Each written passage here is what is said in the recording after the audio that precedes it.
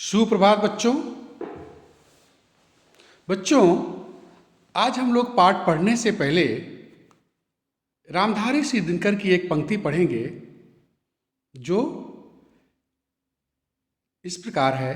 क्षमा शोभती उस भुजंग को जिसके पास गरल हो, उसको क्या जो दंतहीन विष रहित विनीत सरल हो।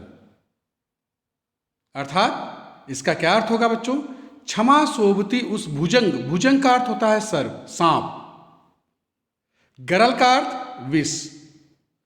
दंतहीन जिसके पास दांत नहीं है, विष रहित जिसके पास विष भी नहीं है, और जो विनीत है, जो नम्र है और जो सरल स्वभाव का है। ये इसका शब्दों के अर्थ हुए बच्चों। और इस पंक्ति का अर्थ होगा क्षमा उस भुजंग को अच्छी लगती है, उस सांप को अच्छी लगती है जो जिसके पास दांत भी हो, जो जहरीला हो, जो उग्र स्वभाव का हो, उसको नहीं। जिसके पास दांत नहीं है, विष रहित है और विनीत है। अर्थात कहने का अर्थ यह है कि जिस व्यक्ति के पास दंड देने का अधिकार और सामर्थ्य दोनों है, जिस व्यक्ति के पास, ध्यान से सुनिएगा बच्चों, जिस व्यक्ति के पास दंड देने का सामर्थ्य है, ताकत है, वह व्यक्ति अगर माफ करता है तो उसकी माफी जो है वह वास्तव में माफी होती है। लेकिन जो अशक्त है, कमजोर है, उसके अलावा उसके पास सिर्फ एक रास्ता बचता है माफ करने का, क्योंकि वह चाहकर भी दंड नहीं दे सकता।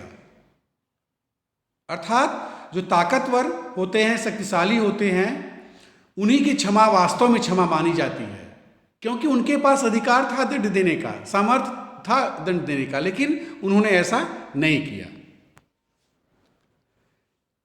क्षमा पर एक अनमोल विचार। माफी वो खुशबू है जो एक फूल उन्हीं हाथों में छोड़ जाता है जिन हाथों से उसे तोड़ा होता है। अर्थात हम फूल को डाली से अलग करते हैं, फूल को तोड़ते हैं, लेकिन फूल हम क्या करता है, हमसे नाराज नहीं होता, वह हमारे हाथों में अपनी महक छोड़ जाता है। बच्चों, इसी से संबंधित आज का पाठ है एक रानी का बदला। एक रानी का बदला। इसमें एक रानी की कहानी है जो अपने शत्रु को युद्ध के मैदान में पराजित करने के बाद भी विशेष प्रकार से माफ करती है या अलग तरीके से माफ करती है। इसीलिए ये पाठ जो है अनूठा, या उसकी माफी जो है अनूठी माफी बन गई है। बच्चों, एक रानी का बदला वास्तव में एक एकांकी है। तो एकांकी किसे कहते हैं? एक अंक वाले नाटकों को एकांकी कहते हैं। अंग्रेजी के वन एक्ट प्ले शब्द के लिए हिंदी में एकांकी नाटक और एकांकी दोनों ही शब्दों का समान रूप से व्यवहार होता है, अर्थात प्रयोग होता है। क्रमशः ये मोरालिटी नाटकों से स्वतंत्र हो गए और अंत में उनकी परिणति, समाप्ति व्यंग्य विनोद प्रधान 3 पात्रों के छोटे नाटकों में हुई। यह एक अंक का नाटक होता है। हमारे हिंदी साहित्य के कुछ प्रमुख जो एकांकी लेखक हैं बच्चों, प्रमुख एकांकी आधुनिक किस्म के हिंदी एकांकी का प्रारंभ जयशंकर प्रसाद के एक 18 स्वीकार किया जाता है। आधुनिक युग में एकांकी साहित्य की रचना कर जिन रचनाकारों ने हिंदी साहित्य को समृद्ध किया है, उनमें प्रमुख हैं राम कुमार वर्मा, जिनके प्रमुख एकांकी हैं रेशमी टाई, चारुम भुवनेश्वर, तांबे के कीड़। दूसरे प्रमुख लेखक हैं उदय शंकर भट्ट, परदेश के पीछे, उपेंद्र नाथ अश्क, शाह को जुखाम है, सेठ गोविंदास, हरिकृष्ण प्रेमी, विष्णु प्रभाकर, मोहन राकेश, धर्मवीर भारती, प्रभाकर माचवे आदि। ये कुछ प्रमुख हिंदी के एकांकी लेखक हैं। बच्चों, इस एकांकी में एक रानी का बदला नामक एकांकी में हमारे देश भारत के एक राज्य उड़ीसा की घटनाओं का वर्णन है, या उड़ीसा राज्य के अंतर्गत आने वाले जो दो छोटे छोटे राज्यों का वर्णन है। जो एक राज्य है बंकी और दूसरा है खुर्दा। आप ध्यान से देखिए बच्चों, बंकी और खुर्दा ये दोनों ये दोनों पड़ोसी हैं। ये दोनों पड़ोसी हैं, ये यहाँ खुर्दा और ये बंकी।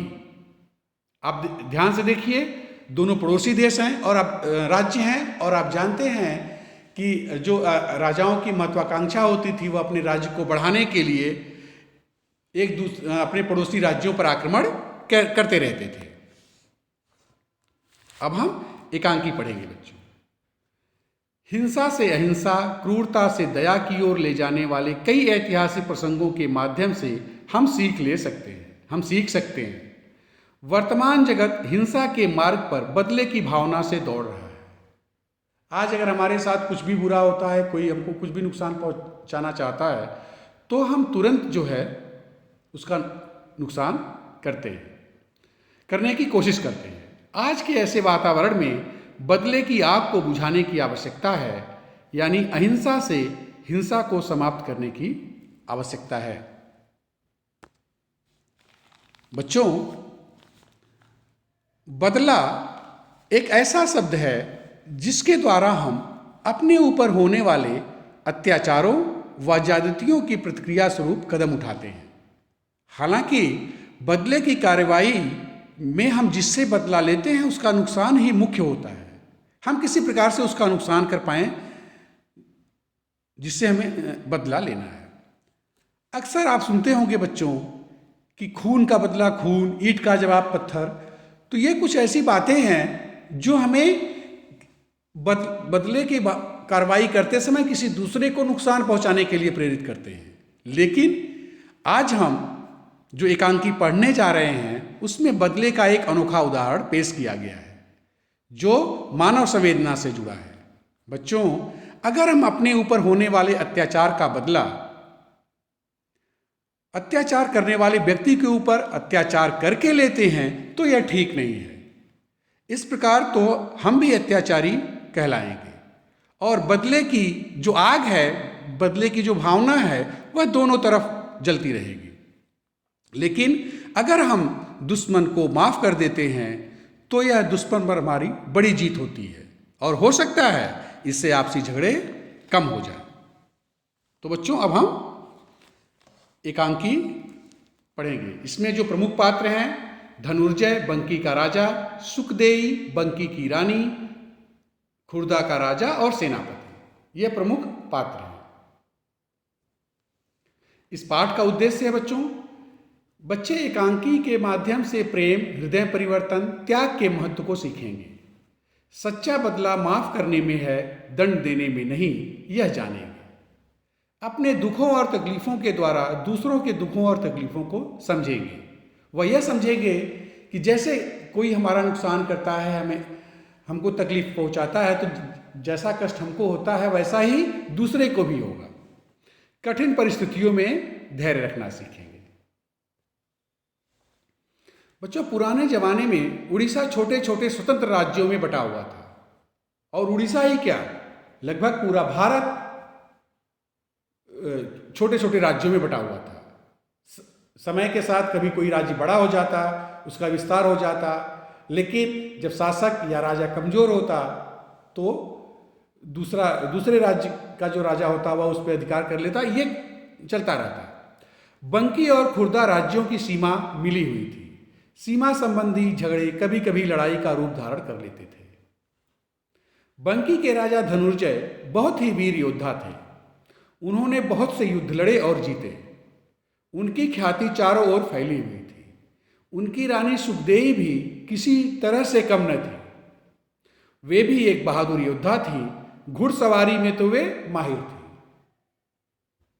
वह एक छत्राड़ी थी, एक राजा की पत्नी थी, लेकिन उनमें भी एक योद्धा के गुण थे और घुड़सवारी करने में तो वो पारंगत थी, माहिर थी। एक बार खुर्दा की सेना जबरदस्ती बंकी की सीमा के पास बसे कुछ गांव में घुस गई। इसकी सूचना मिलते ही धनुर्जय पूरे जोश के साथ अपनी सेना तैयार कर शत्रु का सामना करने के लिए निकल पड़े। घमासान युद्ध हुआ, भयंकर युद्ध हुआ बच्चों। दिन भर लड़ाई चलती रही, बंकी के बहुत से सैनिक मारे गए। धनुर्जय डटकर शत्रु का सामना करते रहे, लेकिन अंत में वे शत्रु के हाथ पड़ गए और मारे गए। किसी कारणवश दुर्भाग्य से वह शत्रुओं के हाथों लग गए और शत्रुओं ने उनकी हत्या कर दी। यह देखकर उनकी सेना हिम्मत हार गई और मैदान छोड़कर भाग गई।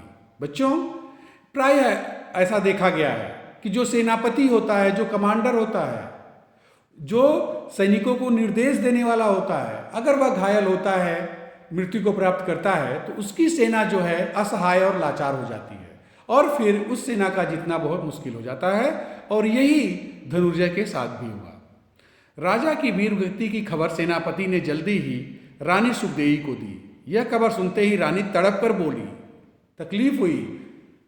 वो राजा तो थे ही, उनके पति भी थे बच्चों, उनको बहुत दुख हुआ। वो तड़प कर बोली, शत्रु ने उन्हें घेर कर मार दिया, वरना राजा धनुर्जय जैसे वीर योद्धा को युद्ध में मार पाना किसी के बस की बात नहीं थी।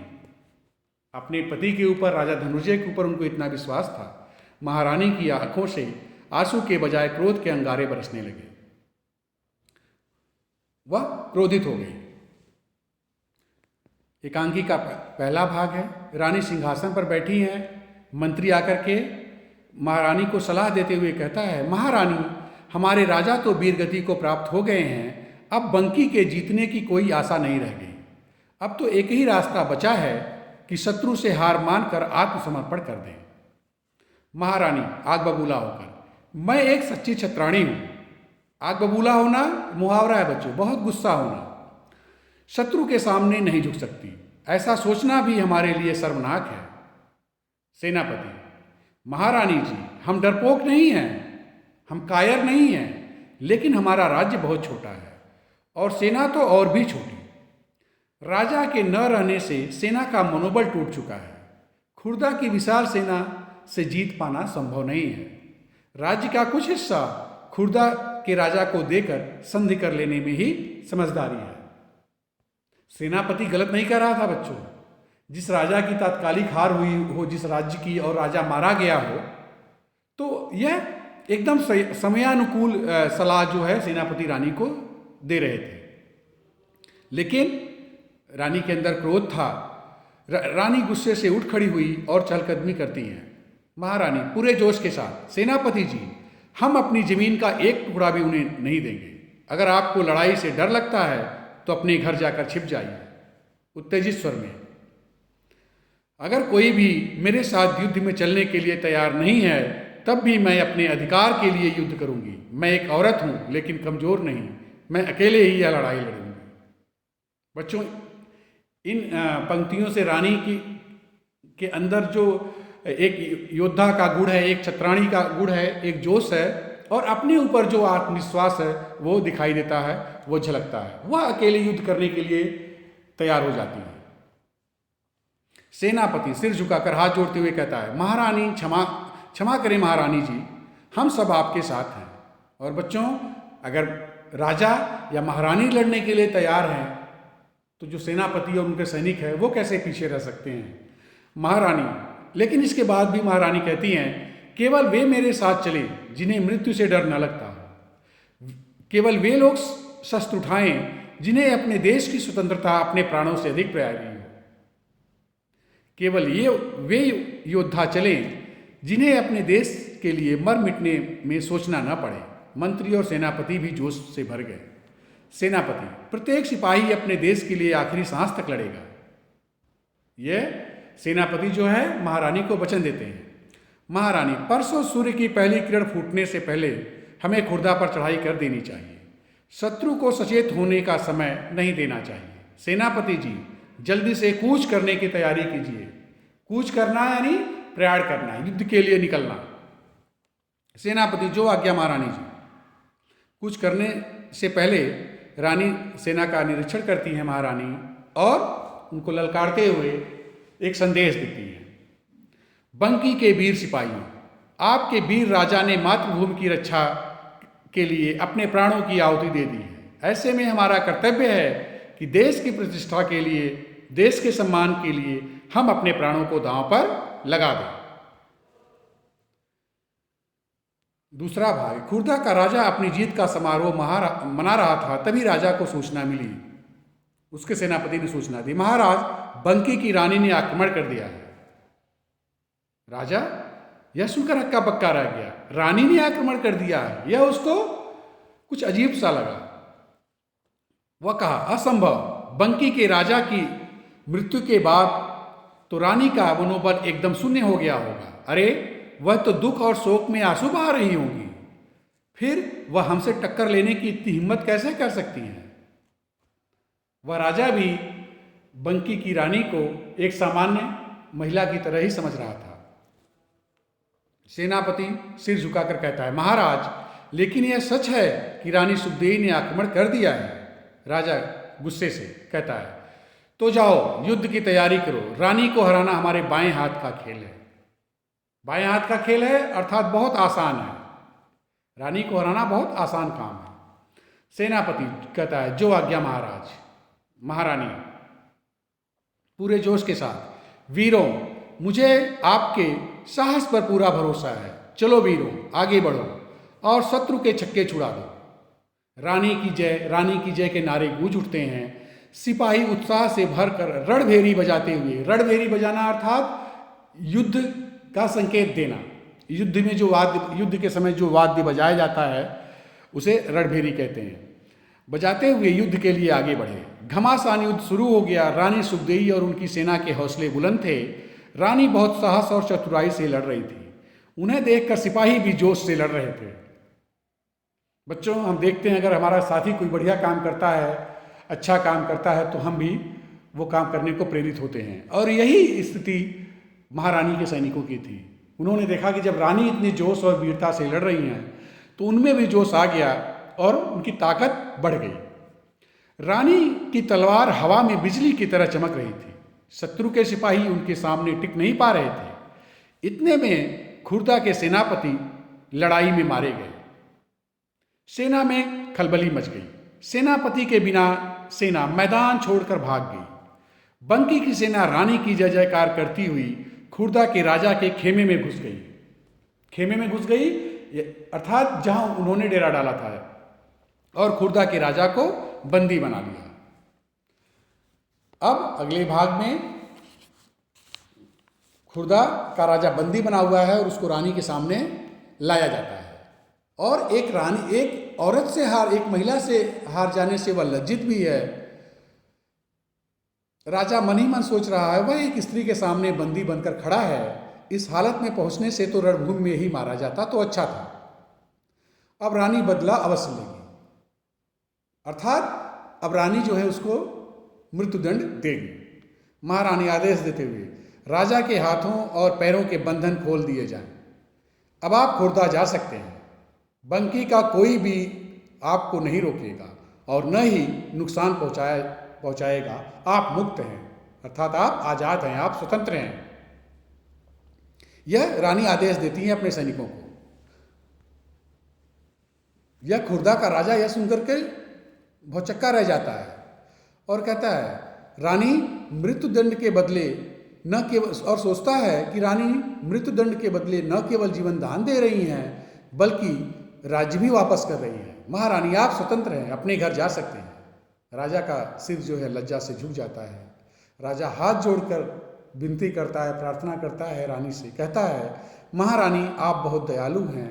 मैंने जो अनर्थ किया उसके बावजूद आप मुझे जीवन दान दे रही हैं। महारानी गंभीरता से कहती हैं, आप मेरे बंदी हैं। यदि मैं चाहूं तो आपका सिर कटवा सकती हूं, लेकिन ऐसा करने से मेरे पति तो जीवित ना होंगे। जो दुख मुझे इतना दर्द और पीड़ा दे रहा है, वही दुख मैं आपको या आपके परिवार को कैसे दे सकती हूँ? मैंने आपसे युद्ध इसलिए किया था कि बंकी की खोई हुई प्रतिष्ठा वापस ला सकूं। मैंने बदले की भावना से युद्ध नहीं किया था। बच्चों, हम देखते हैं कि बंकी की जो रानी सुखदेवी थी, उनके अंदर एक योद्धा के गुण तो थे ही, लेकिन महिलाओं का जो स्वाभाविक गुण होता है, त्याग, क्षमा करना, वो दयालु होती हैं, यह गुण भी रानी में दिखाई देता है, क्योंकि वह उनको क्षमा कर देती हैं और वह उस दुख से को समझती हैं जो उनके ऊपर बीत रही है। सेनापति हैरानी से कहता है, क्षमा कीजिए महारानी, लेकिन जिसने हमारे राजा को युद्ध में मार डाला, क्या आप उसे यूं ही जाने देंगी?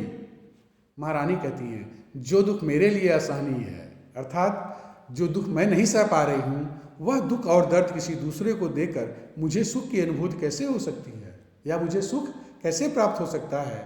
ऐसा करने से मेरी जीत में भी मेरी हार है। यह सुनकर राजा की आंखें भर गई। राजा बोले, महारानी जी, राजा अर्थात खुर्दा के राजा, महारानी जी आप महान हैं। आज आपने दोहरी विजय पाई है। आप न केवल युद्ध के मैदान में जीती हैं, बल्कि आपने मेरा और सारे खुर्दा निवासियों का दिल भी जीत लिया है। मैं हमेशा के लिए आपका ऋणी हो गया। श्रद्धा के रूप में पूरा कुसा पर यह जगह था बच्चों, जगह रहा होगा, आपको देता हूँ, यानी अपने राज्य का कुछ हिस्सा, कुछ भाग वह रानी को देता है, और प्रण करता हूं कि खुर्दा की एक भी तलवार बंकी के विरुद्ध कभी नहीं उठेगी। आप देखते हैं बच्चों की इस एकांकी का अंत क्या होता है।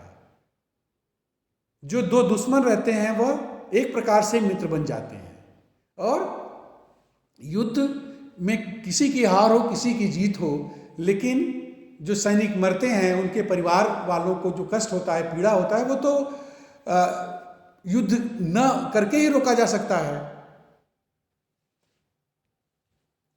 रानी सुखदेवी की सहृदयता की प्रशंसा करता हुआ खुर्दा का राजा वापस चला जाता है। रानी के सम्मान में कुसापल में एक स्तंभ का, एक पिलर का निर्माण हुआ है। रानी सुखदेवी की वीरता और महानता का प्रतीक यह स्तंभ आज भी कुसापल में मौजूद है। एकांकी खत्म होती है और पर्दा गिर जाता है। इस एकांकी के लेखक हैं किरण कस्तूरिया। ये पाठ परिचय है बच्चों। प्रारंभ, बंकी के राजा धनुर्जय और खुर्दा के राजा के बीच युद्ध होता है। धनुर्जय मारा जाता है। मध्य, धनुर्जय की रानी सुखदेवी द्वारा अपने अधिकारों के लिए खुर्दा के राजा से युद्ध करना और उसे पराजित करना। अंत, खुर्दा के राजा को बंदी बनाकर महारानी सुखदेवी के सामने हाजिर किया जाता है और महारानी द्वारा उसे जीवन दान देना और खुर्दा के राजा द्वारा रानी की सराहना और बंकी पर कभी आक्रमण न करने की कसम खाना। शब्दों के अर्थ हैं बच्चों, योद्धा, रण कुशल, जो युद्ध में कुशल हो, युद्ध करने वाला। निरीक्षण, देख रेख करना। लज्जा, शर्म, प्रतिष्ठा, मान मर्यादा, इज्जत, आत्मसमर्पण, अपने आप को सौंप देना। निर्माण, बनाना। सहृदयता, दयालुता, कोमलता, आहुति देना, बलिदान देना। स्वतंत्र, आजाद, अनुभूति, अनुभव, चहलकदमी, धीरे धीरे चलने की क्रिया। कौशल, कुशल होने की अवस्था, समर्थता। विरुद्ध, खिलाफ होना, आक्रमण करना, हमला करना। अनर्थ, अनिष्ट होना, कुछ बुरा होना। वीर गति, युद्ध भूमि में प्राण देना।